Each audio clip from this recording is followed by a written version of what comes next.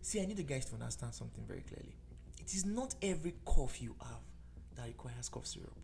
Because tell me why this guy will buy 5 different cough syrups, 3 different antibiotics, all on self-medication for the mother that has been coughing for the past 3 weeks.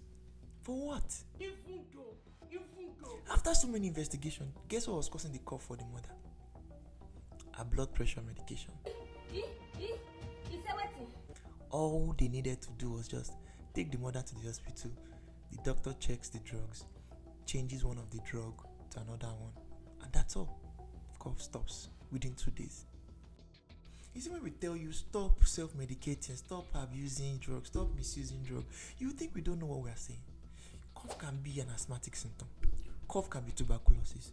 Cough can be an allergy. Cough can be of viral origin. Cough can be of bacterial origin. There are different things that can trigger you to cough. Me, I've said my own. It's not everything you be swallowing drug for. Talk to your doctor or speak with your pharmacist about your medications. I've said my own.